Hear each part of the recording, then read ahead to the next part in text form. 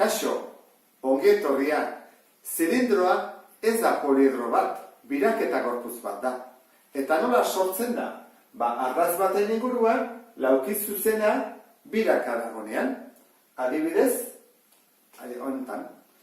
Ze gertatzen da, hau birakasten denean? Zilindro bat sortzen dela. Zilindroak ikusten duzun bezala, ditu bi aurpegi. Zirkulo bat eta zirkulo bat. Biak paraleloak. Eta hau nola lortzen da? Nik birak ematen baditut azkar, zilindro bat izango dugu, begiratu, ikusi.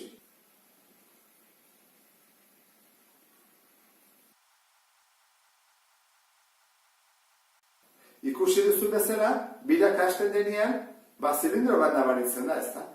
Zilindroak bi oinarri ditu, biak berdinak eta zirkuloak dira. Orduan, bere azalera kalkulatzeko zer egin behar da lehenengo garapen laua. Orduan, alboko azalera zabaltzen badut, gelditzen zait lauki zuzen bat. Eta goian eta behan, bakoitzean, zirkulo bana. Orduan ikoi, datuak jarri behar ditut, kalkulatzeko azalera. Hemen esan digute, altura, bi zirkuloen arteko, edo bi aurpegin arteko distantzia 10 cm dela, eta radioa 6 cm. Oinarriko azalera. Nola kalkulatzen da? Zirkuloaren formula jarriz. Zein da? Pi bider R berbi. Eta honena, hau lauki zuzen bat da. Orduan, albokoa, berdin, oina, bider altura. Guazien guztia. Pi, bider, erradioa, 6, berbi.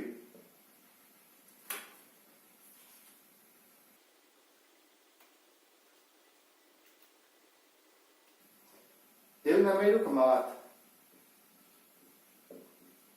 zentimetro karratu. Oinarria, zer bada hemendik onera?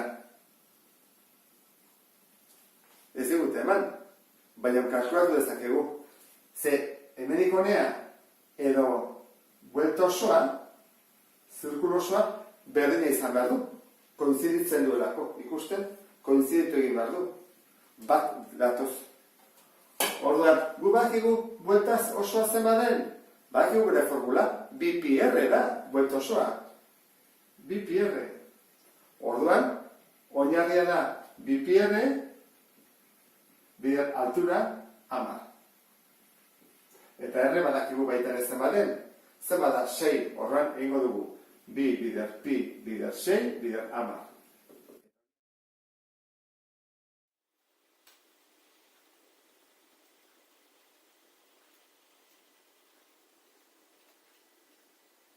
Borobilduta, 377.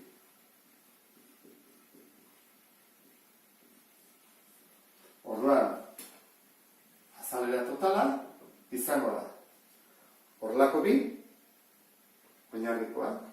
Orduan, bi bider 113,1, gehi, alboko azalera, 377.